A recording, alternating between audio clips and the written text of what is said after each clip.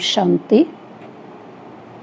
आज प्यारे बाबा के 10 तारीख के महावाक्य हैं। आज के महावाक्यों में बागवान बाबा अपनी बगिया को देख रहे हैं। बगिया के अंदर अपने फूलों को देख रहे हैं। कोई फूल गुलाब का है तो कोई रतनजोत का भी है, कोई चंपा चमेली भी है तो कोई अक का भी है। और कभी कभी बाबा मुरली में कहते हैं कि कोई कोई टंगर का फूल भी होता है। फूलों की बात पर कभी कभी बाबा अपने महावाक्यों में हमें समझाते हैं कि एक एक फूल का कितना महत्व होता है। अव्यक्त महावाक्यों के अंदर आता है कि फूल डेकोरेशन में भी काम आते हैं, फूल दवाइयाँ बनाने में भी काम आते हैं, और फूल जो है शिक्षा भी देते हैं। जैसे गुलाब का फूल कांटों में रहते हुए खिला रहता है, कमल का फूल कीचड़ में होते हुए भी न्यारा प्यारा रहता है, तो ऐसे हर फूल की विशेषता भी बाबा समय प्रति समय मुरली में बताते रहते हैं। तो आज बाबा अपनी रूहानी बगिया को देख रहे हैं।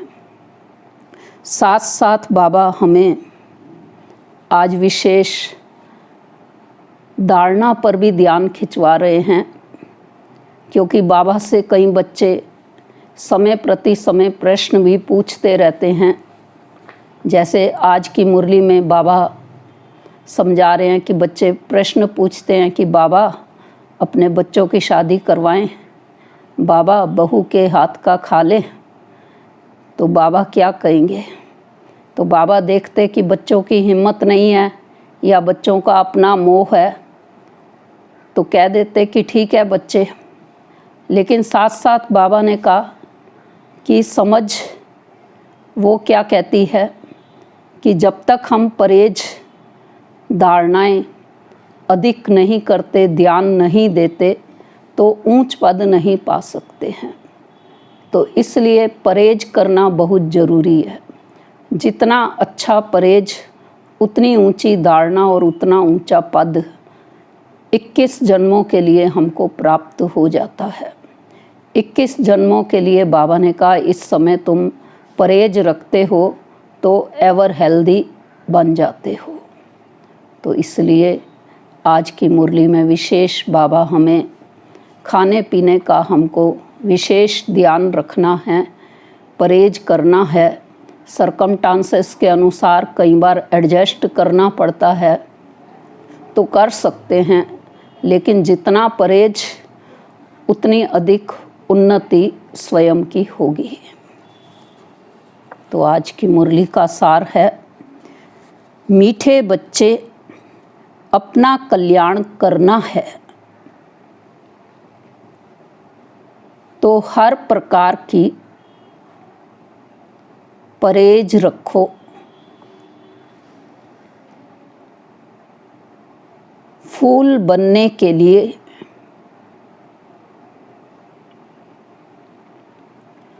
पवित्र के हाथ का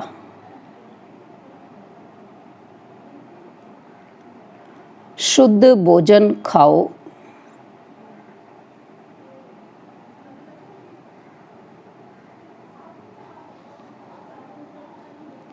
प्रश्न है, तुम बच्चे अभी यहाँ ही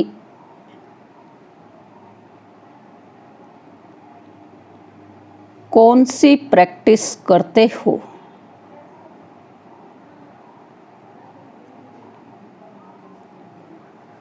जो 21 जन्म तक रहेगी? उत्तर है, सदा तन मन से तंदुरुस्त रहने की प्रैक्टिस तुम यहाँ से ही करते हो।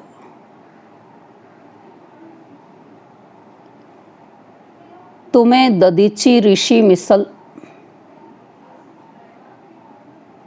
यज्ञ सेवा में हड्डियां भी देनी है, लेकिन हठ योग की बात नहीं है।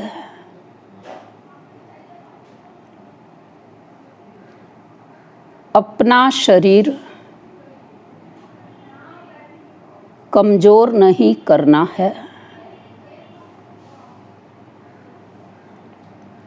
तुम योग से 21 जन्मों के लिए तंदुरुस्त बनते हो।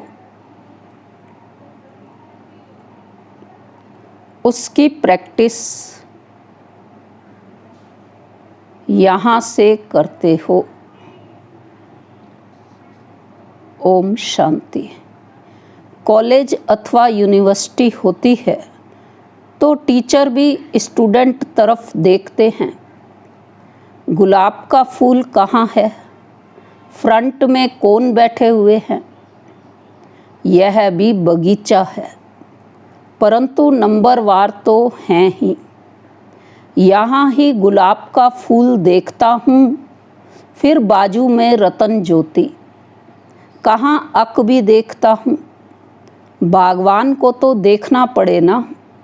उस बागवान को ही बुलाते हैं कि आकर इस कांटों के जंगल को ख़त्म कर फूलों का कलम लगाओ। तुम बच्चे प्रैक्टिकल में जानते हो कैसे कांटों से फूलों का सैपलिंग लगता है। तुम्हारे में भी बहुत थोड़े हैं जो इन बातों का चिंतन करते हैं। यह भी तुम बच्चे जानते हो, वह बागवान भी है, खिवैया भी है, सबको ले जाते हैं। फूलों को देख बाप भी खुश होते हैं। हर एक समझते हैं हम कांटों से फूल बन रहे हैं। नॉलेज देखो कितनी ऊंची है। इस समझने में भी बहुत बड़ी बुद्धि चाहिए। यह है ही कलयुगी नरकवासी। तुम स्वर्गवासी बन रहे हो। सन्यासी लोग तो घर बार छोड़ भाग जाते हैं। तुमको भागना नहीं है। किसी किसी घर में एक कांटा है तो एक फूल है। बाबा से कोई पूछते हैं, बाबा बच्चे की शादी कराएं? बाबा कहेंगे भले कराओ, घर में रखो, संभाल करो। पूछते हैं, इससे ही समझा जाता है कि हिम्मत नहीं है। तो बाबा भी कह देते हैं भले करो। कहते हैं हम तो बीमार रहते हैं, फिर बहू आएगी, उनके हाथ का खाना पड़ेगा। बाबा कहेगा भले खाओ। ना करेंगे क्या? सरकमस्टांसेस ऐसे हैं, खाना ही पड़े। क्योंकि मोह भी तो है ना। घर में बहू आई तो बात मत पूछो, जैसे कि देवी आ गई, इतने खुश होते हैं। अब यह तो समझने की बात है। हमको फूल बनना है तो पवित्र के हाथ का खाना है, उसके लिए अपना प्रबंध करना है। इसमें पूछना थोड़े ही होता है। बाप समझाते हैं तुम देवता बनते हो, इसमें यह परहेज चाहिए। जितनी ज़्यादा परहेज रखेंगे उतना तुम्हारा कल्याण होगा।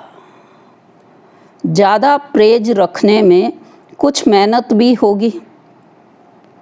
रास्ते में भूख लगती है तो खाना साथ में ले जाओ। कोई तकलीफ़ होती है, लाचारी है तो स्टेशन वालों से डबल रोटी ले खाओ।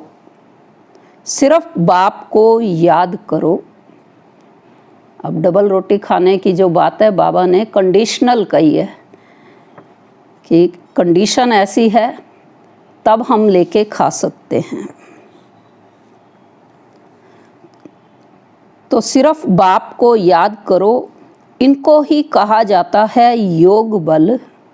इसमें हठ योग की कोई बात नहीं है। शरीर को कमज़ोर नहीं बनाना है। ददीची ऋषि मिसल हड्डी हड्डी देनी है। इसमें हठ योग की बात नहीं है। यह सब हैं भक्ति मार्ग की बातें। शरीर को तो बिल्कुल तंदुरुस्त रखना है। योग से 21 जन्मों के लिए तंदुरुस्त बनना है। यह प्रैक्टिस यहाँ ही करनी है। बाबा समझाते हैं, इसमें पूछने की दरकार नहीं रहती। हाँ, कोई बड़ी बात है, उसमें मूंझते हो तो पूछ सकते हो। छोटी छोटी बातें बाबा से पूछने में कितना टाइम जाता है। बड़े आदमी बहुत थोड़ा बोलते हैं। शिव बाबा को कहा जाता है सद्गति दाता। रावण को सद्गति दाता थोड़े ही कहेंगे। अगर होता तो उनको जलाते क्यों? बच्चे समझते हैं रावण तो नामी ग्रामी है। भले ताकत रावण में बहुत है, परंतु दुश्मन तो है ना। आधा कल्प रावण का राज्य चलता है, परंतु कब महिमा सुनी है? कुछ भी नहीं। तुम जानते हो रावण 5 विकारों को कहा जाता है। साधु संत पवित्र बनते हैं तो उन्हों की महिमा करते हैं ना। इस समय के मनुष्य तो सब पतित हैं। भले कोई भी आए, समझो कोई बड़े आदमी आते हैं, कहते हैं बाबा से मुलाकात करें। बाबा उनसे क्या पूछेंगे? उनसे तो यही पूछेंगे कि राम राज्य और रावण राज्य कब सुना है? मनुष्य और देवता कब सुना है? इस समय मनुष्यों का राज्य है या देवताओं का? मनुष्य कौन, देवता कौन? देवता किस राज्य में थे? आज बाबा ने हम बच्चों को प्रश्नावली दे दी है। जो बाबा जब किसी से मुलाकात करते थे और प्रश्न पूछते थे, तो हम भी चिंतन करें इन प्रश्नों का जो बाबा ने आज मुरली में दिए हैं। देवताएं तो होते हैं सतयुग में, यथा राजा रानी तथा प्रजा। तुम पूछ सकते हो कि यह सृष्टि, यह नई सृष्टि है या पुरानी?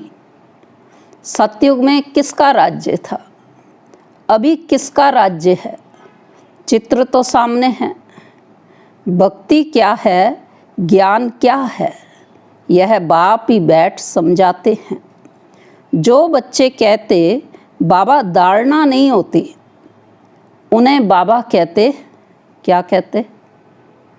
अरे अलफ और बे तो सहज है ना। अलफ बाप ही कहते हैं कि मुझ बाप को याद करो तो वर्षा मिल जाएगा। भारत में शिव जयंती भी मनाते हैं, परंतु कब भारत में आकर स्वर्ग बनाया, भारत स्वर्ग था, यह नहीं जानते हैं, भूल गए हैं। तुम कहेंगे हम भी कुछ नहीं जानते थे कि हम स्वर्ग के मालिक थे। अब बाप द्वारा हम फिर से देवता बन रहे हैं। समझाने वाला मैं ही हूँ। सेकंड में जीवन मुक्ति गाया हुआ है, परंतु इनका भी अर्थ थोड़े ही समझते हैं। सेकंड में तुम स्वर्ग की परियां बनते हो ना। बाबा ने सेकंड की बात क्यों की? क्योंकि हम सब जानते कि समय की सबसे छोटी इकाई सेकंड मानी जाती है। तो इसलिए बाबा ने कहा कि जैसे ही हम इस ज्ञान को समझते हैं कि मैं आत्मा हूँ और शिव बाबा मेरे पिता हैं, तो उसी समय हमारी जीवन मुक्ति की कहानी जो है शुरू हो जाती है, उस क्षण से ही। और क्षण क्षण पल पल हम बाबा को याद करते हैं, देह से न्यारे होते हैं, तो जीवन मुक्ति की स्थिति का अनुभव करते जाते हैं। तो बाबा परियों की बात समझा रहे हैं कि सेकंड में तुम स्वर्ग की परियां बनते हो ना। इनको इंद्र सभा भी कहते हैं। वह फिर इंद्र समझते हैं बरसात बरसाने वाले को। अब बरसात बरसाने वालों की कोई सभा लगती है क्या? इंद्र लठ, इंद्र सभा क्या क्या सुनाते हैं। आज फिर से यह पुरुषार्थ कर रहे हैं। पढ़ाई है ना, बैरिस्ट्री पढ़ते हैं तो समझते हैं कि कल हम बैरिस्टर बनेंगे। तुम आज पढ़ते हो, कल शरीर छोड़ राजाई में जाकर जन्म लेंगे। तुम भविष्य के लिए प्रारब्ध पाते हो। यहाँ से पढ़कर जाएंगे, फिर हमारा जन्म सतयुग में होगा। एम ऑब्जेक्टिव है प्रिंस प्रिंसेस बनने की। राजयोग है ना। कोई कहे बाबा हमारी बुद्धि नहीं खुलती, यह तो तुम्हारी तकदीर ऐसे है। ड्रामा में पार्ट ऐसा है, उसको बाबा चेंज कैसे कर सकते हैं? स्वर्ग का मालिक बनने के लिए तो सब हकदार हैं, परंतु नंबरवार तो होंगे ना। ऐसे तो नहीं सब बादशाह बन जाएं। कोई कहते ईश्वरीय ताकत है तो सबको बादशाह बना दे, फिर प्रजा कहाँ से आएगी? यह समझ की बात है ना। इन लक्ष्मी नारायण का राज्य था, अभी तो सिर्फ नाम मात्र महाराजा महारानी है। टाइटल भी दे देते हैं। लाख दो देने से राजा रानी का लक़ब मिल जाता है। फिर चाल भी ऐसी रखनी पड़े। पहले के समय में लोग पैसा दे कर के भी स्टेटस ले लेते थे, तो लेकिन बाबा ने कहा अगर ले लेते हैं तो फिर चाल भी ऐसी रखनी पड़े।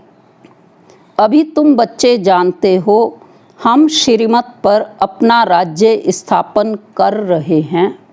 वहाँ तो सब सुंदर गोरे होंगे। इन लक्ष्मी नारायण का राज्य था ना। शास्त्रों में कल्प की आयु लंबी लिख देने से मनुष्य भूल गए हैं। अभी तुम पुरुषार्थ कर रहे हो सांवरे से सुंदर बनने का। अब देवताएं काले होते हैं क्या? कृष्ण को सांवरा, राधे को गोरा दिखाते हैं।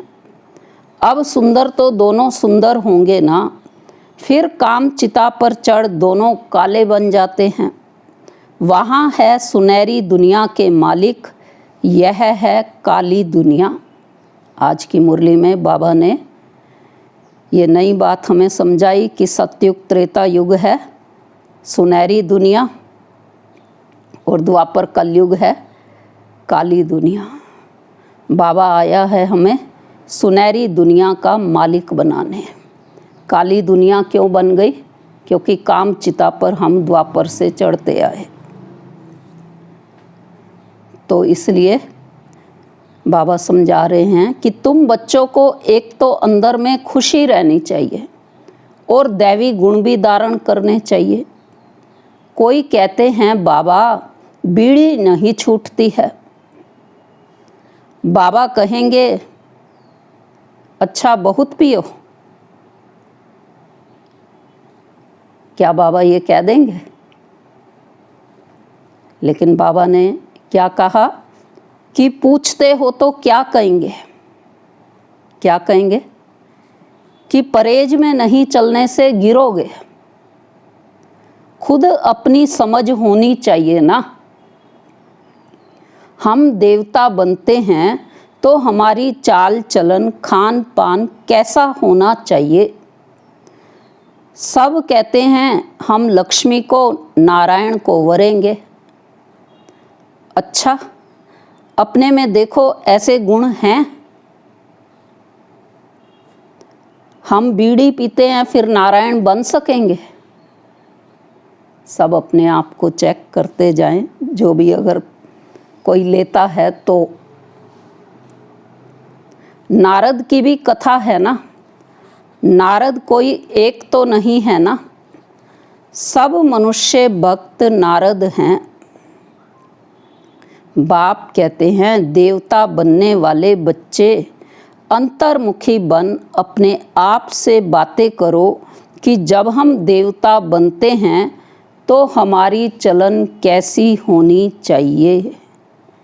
हम देवता बनते हैं तो शराब नहीं पी सकते, बीड़ी नहीं पी सकते, विकार में नहीं जा सकते, पतित के हाथ का नहीं खा सकते,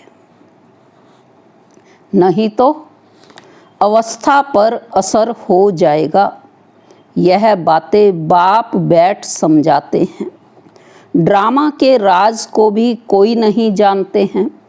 यह नाटक है, सब पार्टदारी हैं। हम आत्माएं ऊपर से आती हैं, पार्ट तो सारी दुनिया के एक्टर्स को बजाना है। सबका अपना अपना पार्ट है। कितने पार्टदारी हैं, कैसे पार्ट बजाते हैं, यह वैरायटी धर्मों का जाड़ है। एक आम के जाड़ को वैरायटी जाड़ नहीं कहेंगे, उसमें तो आम ही होगा। यह मनुष्य सृष्टि का जाड़ तो है, परंतु इनका नाम है कौन सा? वैरायटी धर्मों का जाड़। बीज एक ही है। मनुष्यों की वैरायटी देखो कितनी है, कोई कैसे कोई कैसे। यह बाप बैठ समझाते हैं। मनुष्य तो कुछ नहीं जानते, मनुष्यों को बाप ही पारस बुद्धि बनाते हैं। तुम बच्चे जानते हो, इस पुरानी दुनिया में बाकी थोड़े रोज़ हैं। कल्प पहले माफिक सैपलिंग लगती रहती है। अच्छी प्रजा, साधारण प्रजा का भी सैपलिंग लगता है। यहाँ ही राजधानी स्थापन हो रही है। बच्चों को हर एक बात में बुद्धि चलानी होती है। ऐसे नहीं मुरली सुनी ना सुनी, यहाँ बैठे भी बुद्धि बाहर भागती रहती है। ऐसे भी हैं, कोई तो मुरली पढ़कर सुनकर बहुत गदगद होते हैं, मुरली के लिए भागते हैं। भगवान पढ़ाते हैं तो ऐसी पढ़ाई छोड़नी थोड़े ही चाहिए। टेप में एक्यूरेट बरता है, सुनना चाहिए। शाहूकार लोग खरीद करेंगे तो गरीब सुनेंगे, कितनों का कल्याण हो जाएगा। गरीब बच्चे भी अपना भाग्य बहुत ऊंचा बना सकते हैं। बाबा बच्चों के लिए मकान बनवाते हैं। गरीब 2 रुपया भी मनी आर्डर कर देते हैं। बाबा इसकी 1 ईंट मकान में लगा देना, 1 रुपया यज्ञ में डाल देना, फिर कोई तो हुंडी भरने वाला भी होगा ना। मनुष्य हॉस्पिटल आदि बनाते हैं, कितना खर्चा लगता है। शाहूकार लोग सरकार को बहुत मदद करते हैं, उनको क्या मिलता है? अल्पकाल का सुख। यहाँ तो तुम जो करते हो 21 जन्मों के लिए। देखते हो बाबा ने सब कुछ दिया, विश्व का मालिक पहला नंबर बना। 21 जन्मों के लिए ऐसा सौदा कौन नहीं करेगा। भोलानाथ तब तो कहते हैं ना, अभी की ही बात है। कितना बोला है, कहते हैं जो कुछ करना है कर दो। बाबा इतना बोला जो कह रहे जो कुछ करना है कर दो। कितनी गरीब बच्चियां हैं, सिलाई कर पेट पालती हैं। बाबा जानते हैं यह तो बहुत ऊंच पद पाने वाली है। सुदामा का भी मिसाल है ना। क्या मिसाल है सुदामा का? बाबा समझा रहे, चावल मुट्ठी के बदले 21 जन्मों के लिए महल मिले। तुम यह बातें नंबरवार पुरुषार्थ अनुसार जानते हो। बाप कहते हैं मैं भोलानाथ भी हूँ ना। यह दादा तो भोलानाथ नहीं है।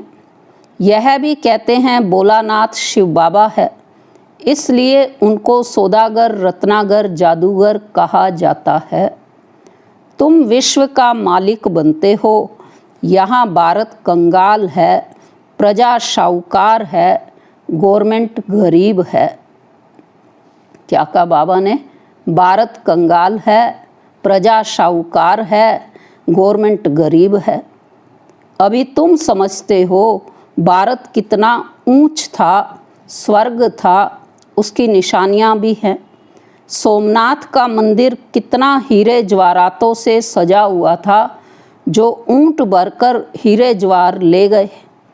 तुम बच्चे जानते हो, अभी यह दुनिया बदलनी जरूर है, उसके लिए तुम तैयारी कर रहे हो। जो करेगा सो पाएगा। माया का अपोजिशन बहुत होता है। तुम हो ईश्वर के मुरीद, बाकी सब हैं रावण के मुरीद। तुम हो शिव बाबा के। शिव बाबा तुमको वर्षा देते हैं। सिवाय बाप के और कोई बात बुद्धि में नहीं आनी चाहिए। अच्छा, मीठे मीठे सिकी लदे बच्चों प्रति मात पिता बाप दादा का याद प्यार और गुड मॉर्निंग। रूहानी बाप की रूहानी बच्चों को नमस्ते। हम रूहानी बच्चों की रूहानी बाप को नमस्ते नमस्ते। आज की मुरली की धारणा की पॉइंट पहली है, अंतर्मुखी बन अपने आप से बातें करनी हैं।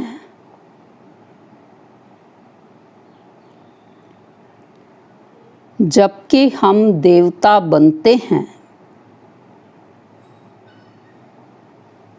तो हमारी चलन कैसी है? कोई अशुद्ध खान पान तो नहीं है।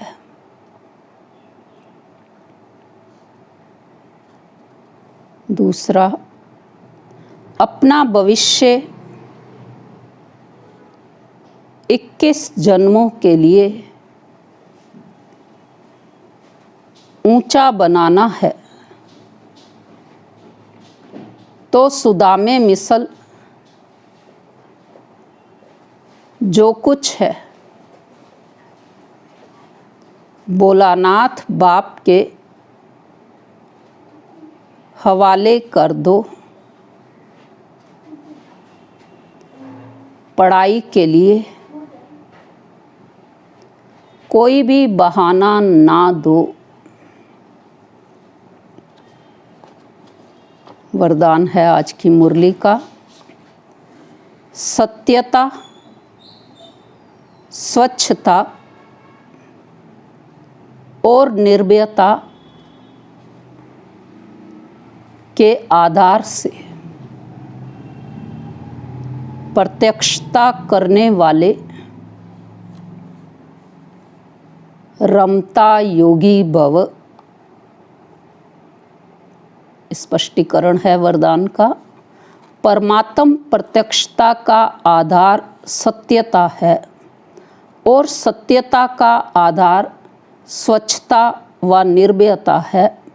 यदि किसी भी प्रकार की अस्वच्छता अर्थात सच्चाई सफाई की कमी है या अपने ही तमोगुणी संस्कारों पर विजयी बनने में, संस्कार मिलाने में या विश्व सेवा के क्षेत्र में अपने सिद्धांतों को सिद्ध करने में व्यय है तो प्रत्यक्षता नहीं हो सकती। इसलिए सत्यता और निर्भयता को धारण कर एक ही धुन में मस्त रहने वाले रमता योगी, सहज राजयोगी बनो तो सहज ही अंतिम प्रत्यक्षता होगी। स्लोगन है, बेहद की दृष्टि वृत्ति ही यूनिटी का आधार है।